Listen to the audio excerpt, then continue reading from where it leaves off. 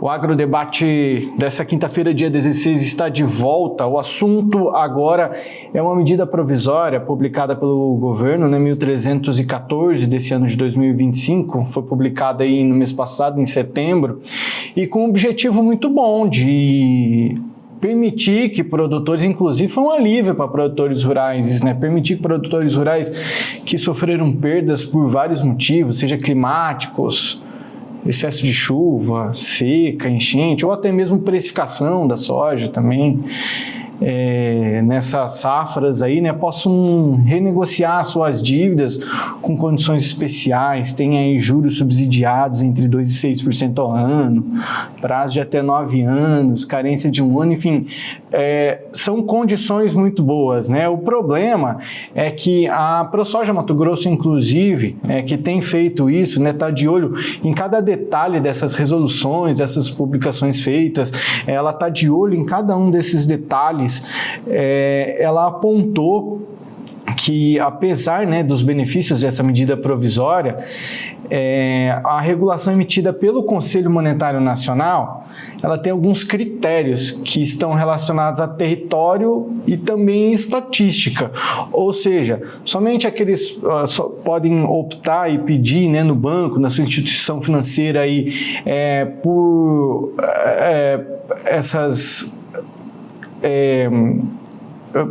condições especiais de renegociação de dívida, aqueles que estiverem dentro de um território classificado naquele período, foi um território que estava em período crítico, vamos pegar exemplo dos nossos colegas gaúchos lá no Rio Grande do Sul, então do Rio Grande do Sul inteiro, aquele município não foi tão atingido, então ele não entra já nessa estatística. E aí que pode morar o perigo, porque para pensar, eu já vou até chamar o Sr. Bianco e a Daiane de volta por aqui. Daiane, a gente falava, antes de entrar no ar, como que às vezes tem quando a gente fala de município, de cidade, às vezes a cidade ela já tem a localização geográfica dela. Agora, a fazenda, você está falando de fazenda que pode estar no limite oeste, no limite leste, no limite norte, sul, e aí você está muito perto de um outro estado. Então, às vezes, essa exigência ela não vai fazer muito sentido e vai deixar o produtor não beneficiado,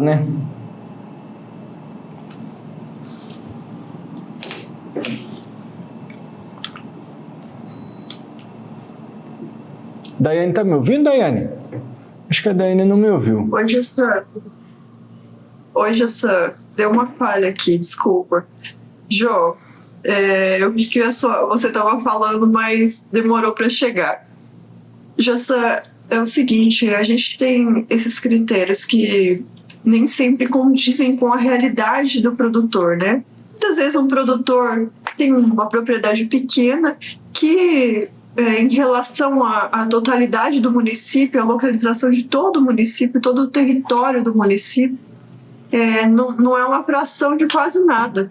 E muitas vezes essas propriedades elas ficam deslocadas, muito mais próximas até de outros municípios. Eu vou dar um exemplo aqui. Nossa propriedade pertence a Lucas do Rio Verde, mas fica muito mais próxima de Itapurá. E por isso a gente às vezes acaba enfrentando esse tipo de desafio, Porque a produção de Lucas é sempre muito alta e não condiz com a realidade da localização da nossa propriedade, que é mais próxima de Itapurá. Então, às vezes, a gente passa por situações, vamos dar um exemplo, tem anos que chove mais na nossa propriedade, muito mais do que nas outras propriedades de Lucas, que são mais próximas da cidade de Lucas, e tem anos que faz mais seca, muito mais parecido com a região de Itapurá. Mas aí, por estar uma região que pertence a Lucas, se eu usar esse critério geográfico, territorial, municipal principalmente, se eu esperar Lucas ter um decreto de calamidade ou muitas vezes, dizendo que teve poucas chuvas ou produtividade média, então dificilmente eu conseguiria algum laudo ou alguma eficiência no meu financiamento, porque a produção de Lucas é muito alta. Então, esse critério, muitas vezes, ele não condiz com a realidade do produtor rural. Imagine também aquele produtor que mora mais distante, né? E tem uma propriedade rural bem pequenininha e, infelizmente, não conseguiu, né, receber chuva ali ou recebeu excesso de chuva na sua propriedade. É uma propriedade pequena, então não tem um contexto que seja eficiente uma medida provisória que leve em conta essa questão municipal ou geográfica, dependendo de decretos de toda a região. É por isso que a gente vai receber hoje aqui o representante maior da ProSoja Mato Grosso, né, o presidente da ProSoja Mato Grosso, Lucas Costa Beber, que já está conosco e vai chegando por aqui. Lucas, obrigado primeiramente por ter aceitado o nosso convite. Lucas, essa é a gente acabou de ver aí o relato da Daiane, né, da propriedade da família dela, que eu acho que se encaixa exatamente nesse assunto todo que a gente está falando. A ProSoja, ela está de olho em cada um desses detalhes antes mesmo do que o problema venha a acontecer. Então a gente está enxergando aí que vem uma medida provisória que vem para resolver de fato um problema, só que essa regulamentação emitida pelo Conselho Monetário Nacional, ela não dá o poder de individualidade da instituição financeira na hora de colocar, né, de escolher para quem ela vai fornecer um crédito. Faz todo sentido essa reivindicação de vocês por uma análise individualizada dos casos? Com certeza, Jossan. Na verdade, Jossan, perdão te corrigir, né? Deveria vir para resolver ou solucionar o problema do endividamento dos produtores que tiveram intempéries climáticas, mas da maneira que já foi feito a MP e também a resolução é para não resolver.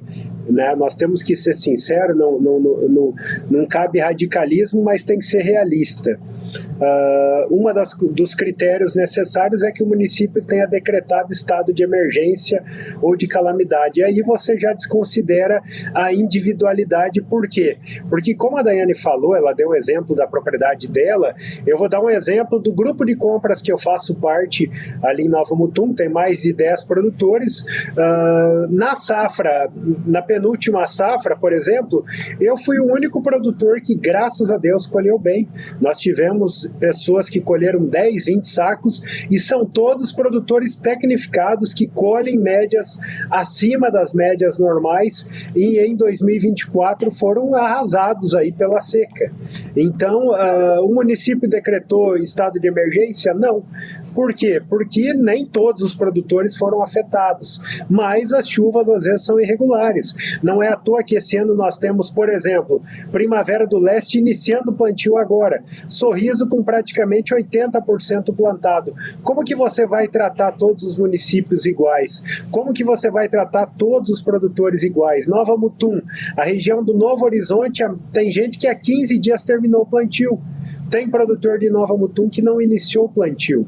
Então nós temos peculiaridades, temos individualidade e eu acredito que o governo federal fez essa MP mais por propaganda, mas não com a intenção de resolver o problema. Até porque os 12 bilhões, se você ver as catástrofes climáticas que nós temos nos últimos 5 anos, não cobre nem o Rio Grande do Sul, Jossan.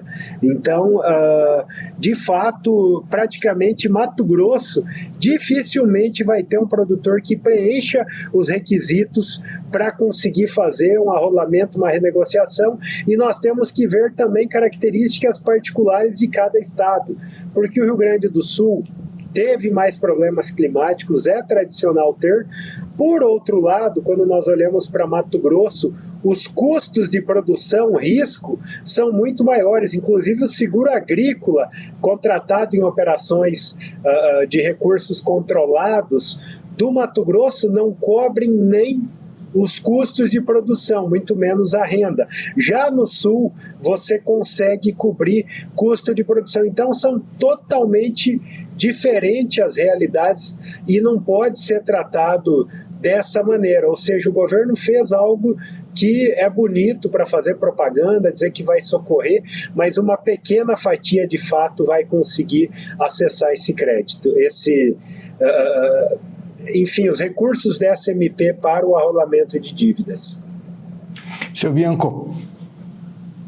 Boa noite, Lucas. Que prazer ver você e muito obrigado por vocês sempre defenderem, por vocês como a ProSoja sempre defenderem o agro e os produtores. O que é que poderia ser feito, então, para tirar fora essa individualidade e essa particularidade? Só uma outra medida provisória ou teria maneira de ainda de se, entre aspas, consertar essa medida provisória? Havia uma lei tramitando no Congresso, ela foi aprovada, agora eu confundi se foi na Câmara ou no Senado, que ela traria mais de 30 bilhões para fazer justamente essas renegociações a nível de Brasil. E aqui a gente falou de catástrofe climática e cabe ressaltar também, né, o Jossan havia falado antes também, a baixa dos preços que nós tivemos nos últimos anos. Se você olhar nesse mês agora, o preço nos portos está na casa dos 130, 135 reais e nós tínhamos há 3 anos atrás acima dos 170, 165 reais. E nos últimos 3 anos agora estagnou na faixa dos 130 reais e nós tivemos, é claro, desde aquela época lá nós tivemos uma inflação no Brasil, tudo subiu, mão de obra, combustível, tudo aumentou aqui no país nos custos efetivos e isso diminuiu. Então, de fato, teria que ser algo com um recurso maior, visando atender o Brasil inteiro, inclusive aqui o Centro-Oeste, que nós também tivemos na safra anterior. Mato Grosso colheu 39 milhões de toneladas, né, sem ser essa safra agora, contrastando com 51 milhões de toneladas agora. Só isso dá para ver o tamanho que foi a quebra de safra. E mesmo para a atual safra, né, o IMEA dias atrás havia emitido a projeção, estava em 47 milhões de toneladas, ou seja, nós temos que lembrar que a atual safra 24, 25, que foi colhida agora, ela foi uma safra que ela saiu do padrão, ou seja, ela foi além da média aguardada. O estado fechou com 66 sacas por hectare, mas a realidade do estado é 59, 60, 61 sacos, que é o que está sendo projetado para a próxima safra. Então, mesmo diante do ano normal, é projetado 47 milhões e nós colhemos em 2024 39 milhões. Então, teve essa quebra aqui no Mato Grosso do Sul, Paraná, Rio Grande do Sul, outros estados. O Rio Grande do Sul vem sofrendo por catástrofes climáticas há 5 anos e como eu falei, nem os produtores têm aí o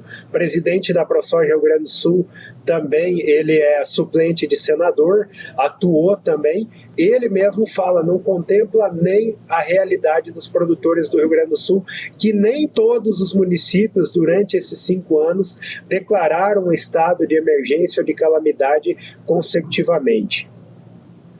Tem produtor gaúcho reclamando faz hora, e eu vi notícias já, inclusive, que chegam a dar arrepios. Daiane.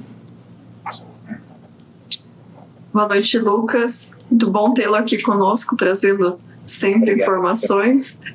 Lucas, você acha que essas medidas, a medida provisória ela veio com um intuito muito bom, mas as resoluções foram quem impuseram, né, mais dificuldades. E eu acredito que o fato do Mato Grosso, principalmente, ter essas safras recordes, né, tem influenciado muitas vezes eles trazerem essas dificuldades, porque daí eles colocam que o Mato Grosso está numa situação excelente, obrigada, como se todos os produtores estivessem bem. Mas a nossa realidade é bem diferente, né, Lucas? A gente tem visto que a gente tem muitas recuperações judicial aí em andamento, aumentou uma quantidade de endividamento muito grande. Então isso também deveria ser levado em conta, não é mesmo? Judiciais são polêmicas, né? Porque é uma boa ferramenta de proteção do produtor, principalmente contra abusos. Nós tivemos questões aí de multinacionais, tradings, que quebraram o ano passado, entraram em recuperação judicial e de maneira maliciosa elas não honraram o mínimo com produtores rurais. Então esses produtores também têm que ter o direito de usar a recuperação judicial. Infelizmente, os pequenos produtores, muitas vezes, eles não têm um aparato judicial, contábil, para poder entrar com uma RJ e se defender, há grupos grandes entrando mal intencionados. Mas o foco aqui da questão é, sim, o endividamento tem crescido, isso basta consultar o Bacen, ver o IMEA também, a questão dos custos e renda do produtor nos últimos anos e ver os números de produção que foi principalmente, né, a safra que foi o ano passado, que de fato teve uma quebra significativa. Então, como você falou,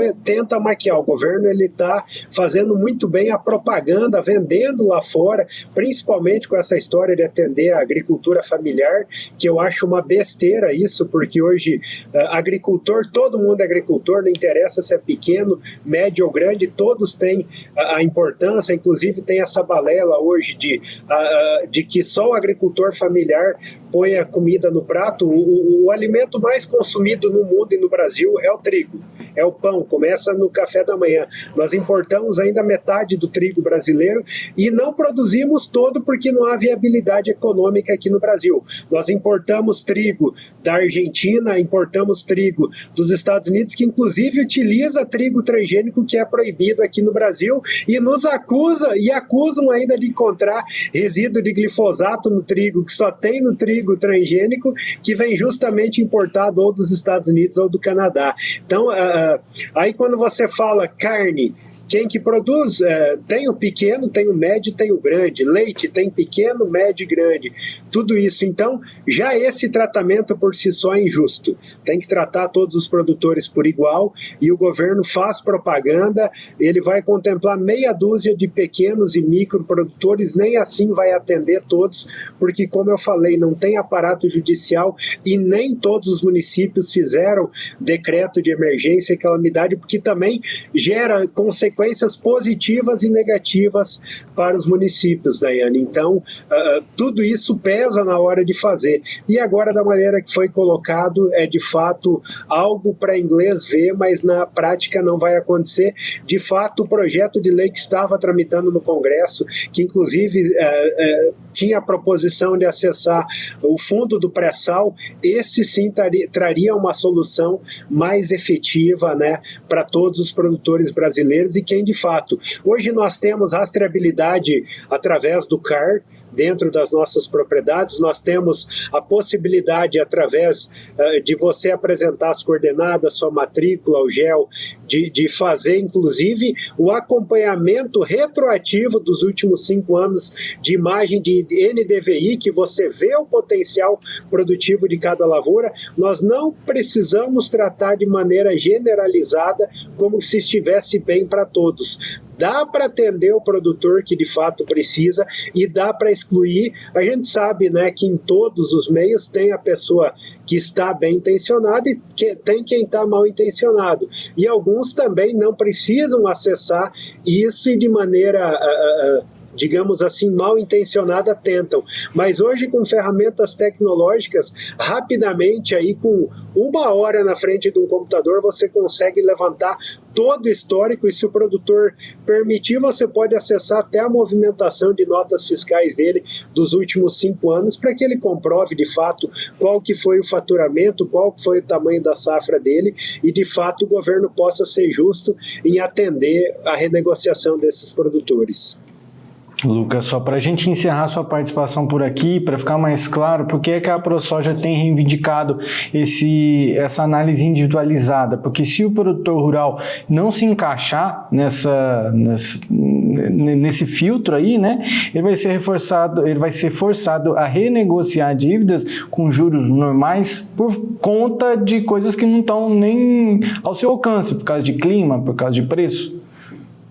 Exatamente, né? E quando, reforçando isso que você fala, Jossan, nós temos que olhar aí o Plano Safra. Esse ano diminuiu até o acesso ao Plano Safra, né? Se você olhar, está atrasado o acesso dos recursos, porque está muito caro o juro. Nós estamos vivendo um momento delicado, o juro ficou caro no Brasil, o acesso a crédito justamente porque o governo está gastando mais do que arrecada, né, e cada vez mais elevando a taxa de impostos aí para o nosso país, aumentando a carga tributária e concorrendo por crédito com o setor privado, deixando mais caro. E um momento desse de renegociação também, por mais que você consiga prazo, é um juro alto, é impagável, então o governo não está de fato comprometido em querer resolver o problema. Nós não estamos vendo na prática, quando você vai analisar a fundo, que está querendo resolver o problema, da mesma maneira que todo ano se anuncia um plano safra maior e está aí na prática. O produtor, na verdade, está cortando. Nós temos produtores aí que usam tecnologia, hoje vários relatos de produtor que está diminuindo, até de produtores que zeraram a adubação esse ano para tentar usar a reserva do solo, para de fato os custos estão muito altos e o juro tem pesado na grande fatia hoje da lavoura. Se você for acessar qualquer revenda, qualquer coisa, o mínimo que você vai ter aí é 20%, 22%, porque 18% é o que o mercado está cobrando aí, o mercado privado, e ainda você tem toda a operacionalização disso daí, então acaba virando em torno de 22% qualquer troca hoje que o produtor for fazer aí na praça. Deixou bem claro aqui pra gente. Obrigado, Lucas. Conversamos aí, portanto, com o presidente da ProSoja Mato Grosso, Lucas Costa Weber. Obrigado mais uma vez pela sua participação por aqui, pelo seu tempo, que a gente sabe que é corrido, Lucas. Um abraço aí. Obrigado, José. Obrigado, professor Daiane. Obrigado a vocês. Valeu. Seguimos por aqui, então. Vamos fazer um breve intervalo comercial. No próximo bloco, a gente vai falar, meus amigos, sobre algo que a gente já comentou até ontem por aqui, né? A China reacende tensão comercial aí. A gente vai falar sobre isso já, o intervalo é bem rápido. Trump falou, talvez devêssemos parar de comprar óleo da China, podemos produzir tudo por aqui. Ai. O intervalo é rápido, a gente volta já.